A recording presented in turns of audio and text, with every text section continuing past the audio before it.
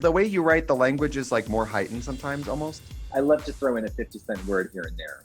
And then you have to call 50 Cent and ask him what word. Like, yeah.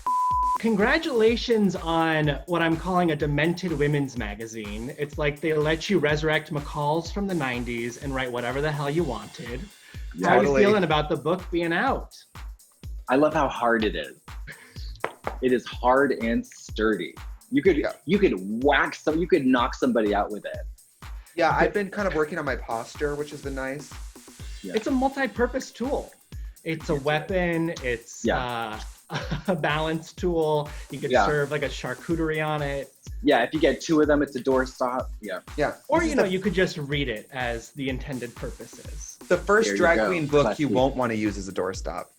Exactly. There's the blurb.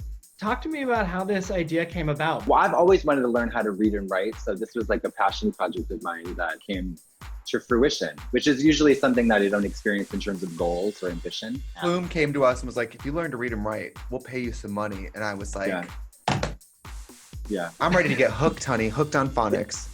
Phonics is the first thing she has not been hooked on. We really want it to be like Dean Koontz, nice try, but like, here's how you write a book. I bet you they'll put this in school curriculums. This will probably take the place of Catcher in the Rye because I think that only has one jerk off mention, and this has many. Yeah. I can't wait to see it in a school library.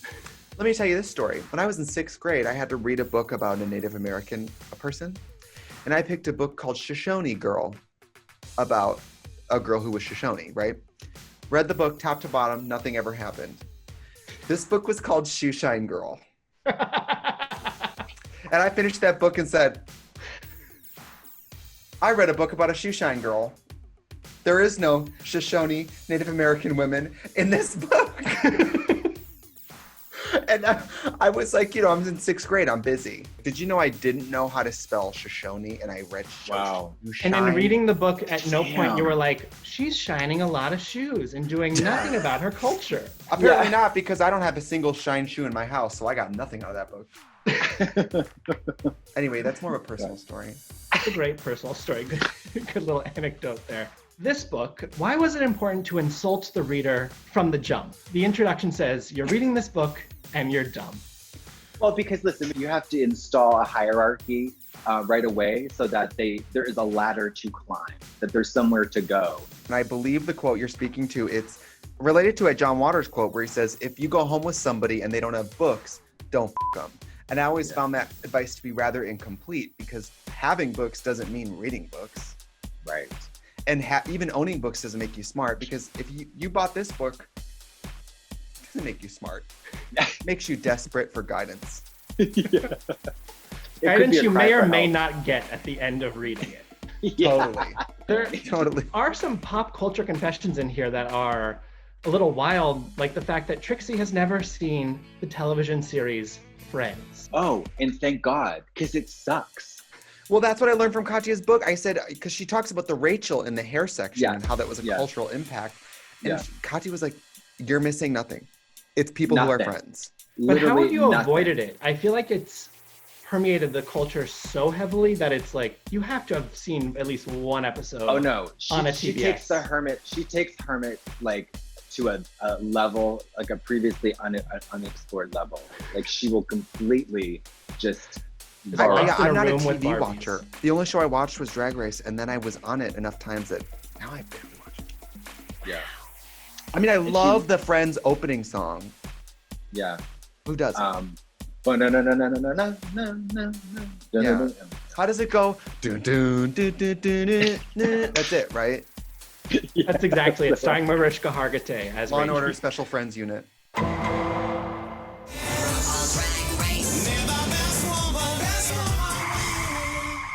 You bring up Drag Race. The book is not overtly about your experience on Drag Race, but there are mentions of it. And a takeaway I thought was interesting was that sometimes your friends in the workroom while you're making the show do not translate to friendships outside of the show.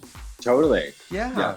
When you don't have your phone and when you don't have internet and you are literally forced to do nothing but relate and work with one another in a high pressure situation that none of you have ever experienced before and about which you have a lot of expectations, going forward, you tend to just kind of latch on. And of course, we're all gay, so it's like, but it's almost like people forge realer relationships without the internet. Okay, boomer. Yeah. Yeah. But the thing is, though, then you get off the show. Because, I mean, 2 days into the competition, you're like, I know you my whole life. You're my best friend. And then you get home a week later, you're like, what? Do I even like that person? We're one of the most celebrated friendships in modern media. And we weren't even close on Drag Race. No. We were there almost the same amount of time. And like, yeah. Yeah. Yeah, we became friends afterwards. I mean, I was closer to Ginger, and I haven't talked to her in weeks. I don't even know if she's still alive. Her phone's turned off. Yeah. Well, Florida, international rates are so unfair. This is America, land of the free, home of the fat people. Katya, you tell the story in the book of you went and like to go visit somebody you thought was your close friend from the show and spend some time with them outside the show, and it was like, this is not it. Who was that? I won't say, but it was I think it was just like, it was the setting. It was like, oh, when we're out of the workroom, like, you see how somebody lives, you see like their friends, and like you smell different smells. It was just jarring, Television makes every friendship seem really instantly important because you're the only lifeline each other has. You're not even allowed to talk to the cameraman. Do you know what I mean? Yeah. And I had quit smoking for a year and a half. And Ginger Min, she got me hooked back on cigarettes within 3 days. So good for her. She makes it look so cool. I know. What did you learn about each other in this process? Because writing a book is a different animal than filming a TV show or filming a web series. This is a lot more back and forth. Okay, I don't want to be cornball. I mean, I know that you're good looking in drag, but some of these pictures really like kind of got me together. Like that's my Nordstrom ad. My Nordy's ad. Don't you see that on a big Nordstrom? I see it on a Nordstrom rack. No, not a rack. Not a rack. She means hanging on the rack. An off Fifth. Yeah, Saks did that. Yeah, Saks off Fifth Avenue. Yeah. I mean, and we are beautiful, but I kind of forget that. Look at that. Did you each learn anything about yourselves through the writing process? Oh, absolutely. It was a return to me. I would like to return her. No, I learned that well, nothing new was learned, but one thing was bluntly reinforced, which was that I am categorically, undeniably, pathetically the most egregious procrastinator. Like it is breathtaking how I will wait to the last minute, and then I will dangle off the edge of that last minute until I'm about to die before I have the pinky toe. Yeah, just, I mean, it's just diabolical. I don't know why I can't just work, but here we are. And Trixie, what did you learn about yourself? Just that I'm beautiful and intelligent. All right, I gotta wrap things up here. Who are you rooting for on All Stars 5, and why is it Shea Coulee? Well, I'm gonna say what we're all thinking. We're all watching Drag Race going, I'm so happy I'm not competing against Shea Coulee. Yeah. I mean, Shea and I have been doing shows together since way back, She's one of those drag queens who never look bad. She can rap, she can sing, she can dance. I mean, and she's it's excellence. Yeah. It's not just black excellence, it's drag excellence. It is drag excellence. I will, however, say something controversial and very brave. I'm actually rooting for Juju.